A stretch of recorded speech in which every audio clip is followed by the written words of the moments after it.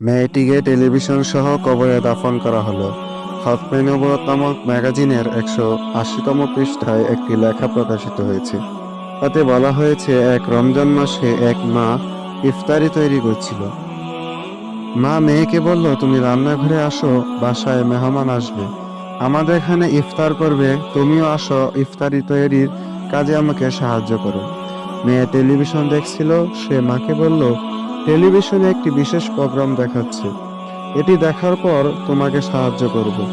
মা বললেন, ইফতারের সময় হতে বেশি বাকি নেই, তুমি টেলিভিশন দেখা ছাড়ো, আমার সঙ্গে রান্নাঘরে আসো। মেয়ে মায়ের কথা শুনল না, ছোট টেলিভিশন সেট তুলে নিয়ে বাসার দোতলায় চলে গেল এবং ভিতর থেকে দরজা বন্ধ করে টেলিভিশন দেখতে লাগলো। মাগরিবের আজান দেওয়া হলো, বাসায় মেহমানরা এসে পড়েছে। মা মেয়েকে ডাকার জন্য তাড়াতাড়ি দোতলায় গেলেন। দেখলেন দরজা ভিতর থেকে বন্ধ করে দেওয়া হয়েছে। মা অনেক ডাকাডাকি করলেন, কিন্তু মেয়ে সাড়া দিল না। ভয় পেয়ে নিচে এসে তিনি স্বামী এবং সন্তানদের জানালেন। তারা গিয়ে ডেকে সারা শব্দ না পেয়ে দরজা ভেঙে ভিতরে প্রবেশ করলো। তারা দেখলো টেলিভিশন সেটের সামনে মেয়েটি উপুর হয়ে পড়ে আছে। তার দেহে প্রাণ নেই, সে মরে গেছে। তাড়াতাড়ি কোনো রকমে ইফতার করে মেয়ের পিতা এবং ভাইরা তার লাশ নিচে নামিয়ে আনার জন্য চেষ্টা করলো, কিন্তু লাশ এত ভারী হয়ে গেছে যে নাড়ানো যাচ্ছিল না। একজন লোক টেলিভিশন সেট উপরে উঠালো, এতে মৃত মেয়ের দেহ হালকা হয়ে গেল। টেলিভিশন সেট সহ তাকে নিচে নামিয়ে আনা হলো এবং গোসল দেওয়া হলো। গোসল দেওয়ার সময়ও টেলিভিশন সেট ছিল সামনে।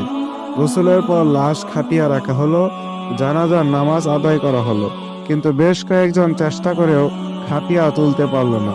অবশেষে একজন টেলিভিশন সেট ধরে থাকলো, অন্যরা খাটিয়া তোলার চেষ্টায় সফল হলো। টেলিভিশন সেট সহ লাশ কবরস্থানে নেওয়া হলো।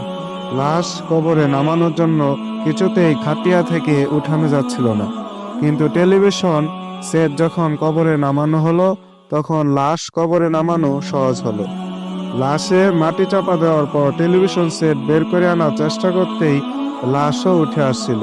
পরপর 3বার একই ঘটনা ঘটার কারণে অবশেষে টেলিভিশন সেট সহই লাশের উপর মাটি চাপা দিয়ে তাকে দাফন করা হলো।